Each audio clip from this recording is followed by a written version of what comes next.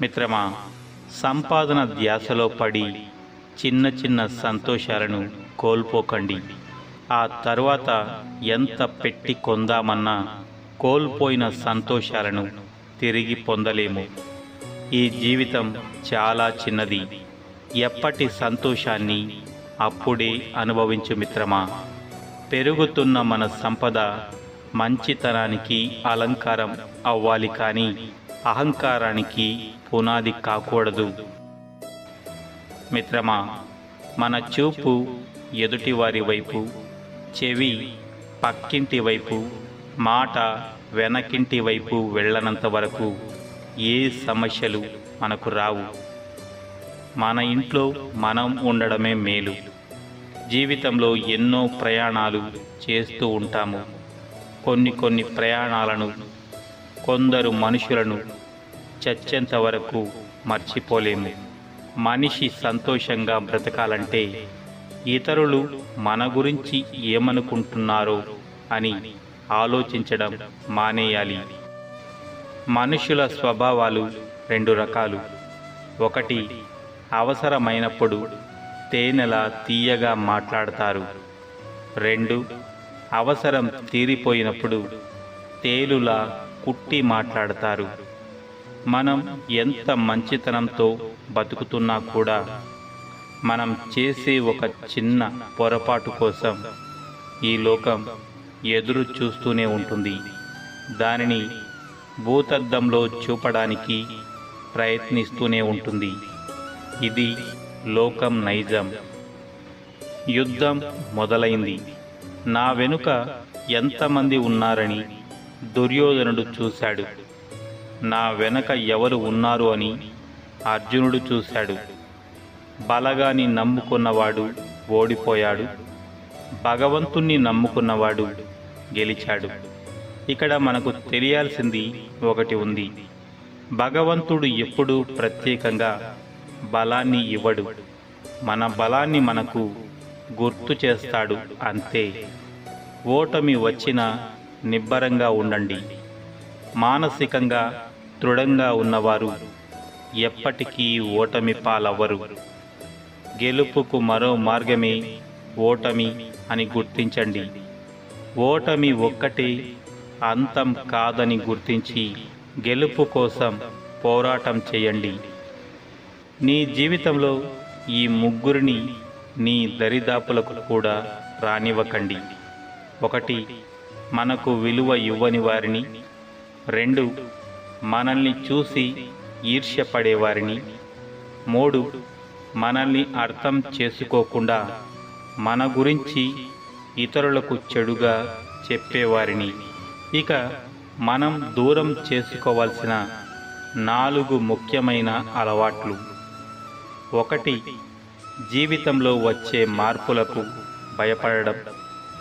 రెండు, గతం మిగిల్చిన చేదు జ్ఞాపకాలతో జీవించడం. మూడు, మనల్ని మనమే తక్కువ చేసి చూసుకోవడం. 4, ప్రతి చిన్న విషయానికి కూడా అతిగా ఆలోచించడం. అప్పట్లో మనిషి వయస్సును చూసి మర్యాద ఇచ్చేవాళ్ళు. ఇప్పుడు మనిషి వెనుక ఉన్న డబ్బును చూసి మర్యాద ఇస్తున్నాడు. ఈ కాలంలో ధనమున్నవాడే గుణవంతుడు అవుతున్నాడు, గుణమున్నవాడు దరిద్రుడు అవుతున్నాడు.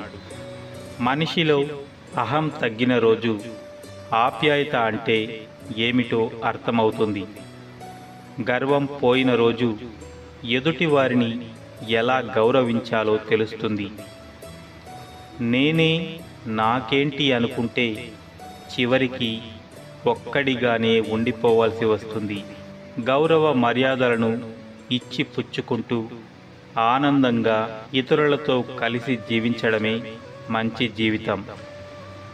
మన దగ్గర ఏముంది అనే ఆలోచన కంటే మన కోసం ఎవరు ఉన్నారు అనే ఆలోచన నిజంగా కోటి కష్టాలను కూడా మర్చిపోయేలా చేస్తుంది. కాబట్టి కత్తెరలా అందరినీ విడగొట్టకుండా సూదిలా అందరినీ కలుపుకుంటూ పో. అప్పుడు అందరూ నీతోనే ఉంటారు. వారే నీకు కొండంత బలం అవుతారు. నీ విజయానికి దోహదపడతారు. మనల్ని మనం ప్రశ్నించుకోగలిగితే మనకు ఒక్కసారైనా జీవితంలో మనం ఏం చేస్తున్నాం, ఏం చెయ్యాలి అనే సమాధానం ఖచ్చితంగా దొరుకుతుంది. నువ్వు తనకు అవసరం లేదని, నిన్ను వద్దని వదిలేసి వెళ్ళిన ఆడది తిరిగి నీ దగ్గరకు వచ్చింది అంటే నీ పైన ప్రేమతో వచ్చినట్టు కాదు, తన అవసరం తీరడం కోసం వచ్చినట్లు. దానిని నువ్వే అర్థం చేసుకోవాలి. అలాంటి స్త్రీని ఎప్పుడూ నమ్మకూడదు. కొంతమంది అబ్బాయిలకి తెలియని కొన్ని నిజాలు ఏమిటి అంటే, ఒక అబ్బాయి ఒక అమ్మాయి కోసం ఏడుస్తున్నాడు అంటే తన మనసులో ఆమెకు అమ్మ స్థానం ఇచ్చాడు అని అర్థం. అలాగే ఒక అమ్మాయి అబ్బాయిని పదే పదే కోప్పడుతూ ఉంది అంటే ఆ అబ్బాయిని తన బిడ్డలా ప్రేమిస్తుంది అని అర్థం. ప్రేమలో నటించడం రాని అమ్మాయిల్లో ఈ రెండు లక్షణాలు ఉంటాయి. ఒకటి, ఎప్పుడూ కోప్పడుతూ ఉంటుంది. రెండు, ఎప్పుడూ గొడవ పడుతూ అలుగుతూ ఉంటుంది. ఉండిపోయే వాళ్ళకి వెళ్ళిపోయే వాళ్ళకి చాలా తేడా ఉంది మిత్రమా. ఉండిపోయే వాళ్ళు నిన్ను భరిస్తారు. వెళ్ళిపోవాలి అనుకున్న వాళ్ళు అవకాశం కోసం ఎదురు చూస్తూ ఉంటారు. కాదంటారా? మనుషులు మారిపోతారు అనుకోవడం అజ్ఞానం. జస్ట్ ముసుగు తీసి తమ నిజస్వరూపం చూపిస్తారు అంతే. మనం చేసే పని చిన్నదని సిగ్గుపడకు మిత్రమా. కోట్లు కూడబెట్టిన ప్రతి ఒక్కరూ మొదట కూటికి లేనివారే అని గుర్తుపెట్టుకో. నిర్ణయం తీసుకునే వేళ అమితానందంగా లేదా అతి కష్టంగా అనిపించినప్పుడు కాస్త ఆగండి. ఎందుకంటే ఈ రెండు స్థితులు మిమ్మల్ని సరైన నిర్ణయాన్ని తీసుకోనివ్వవు. కొసరి కొసరి అన్నం పెట్టేవాళ్ళని, కసిరి కసిరి మంచి చెప్పేవాళ్ళని జీవితంలో ఎప్పుడూ వదులుకోకు. అలాంటి వారు మన జీవితం నుంచి ఒక్కసారి వెళ్ళిపోయారంటే మళ్ళీ ఎంత వెతికినా దొరకరు. నిజానికి వాళ్ళే నీకు నిజమైన మిత్రులు. నా అని మనం అనుకోవడం కాదు, మన అని ఎదుటి వాళ్ళు కూడా అనుకున్నప్పుడే బంధాలు బాగుంటాయి. విడిపోతామన్న భయం, విడిపోవాలి అనే ఆలోచన లేనప్పుడు ఎన్నిసార్లు గొడవపడినా పర్వాలేదు. ఆనందకరమైన జీవితానికి 5 సూత్రాలు. 1, మనల్ని మనం ప్రేమించడం నేర్చుకోవాలి. 2, మంచి చేసే గుణం ఉండాలి. 3, క్షమించే గుణం అలవాటు చేసుకోవాలి. 4, సానుకూల దృక్పథాన్ని అలవర్చుకోవాలి. 5, ఎవరికో చెడు చేయాలి అనుకోకూడదు. నీ జీవితం వ్యక్తుల చేతుల్లోనో పరిస్థితుల చేతుల్లోనో లేదు. నీ జీవితం నీ చేతుల్లోనే ఉంది మిత్రమా. ఇది గుర్తుపెట్టుకో.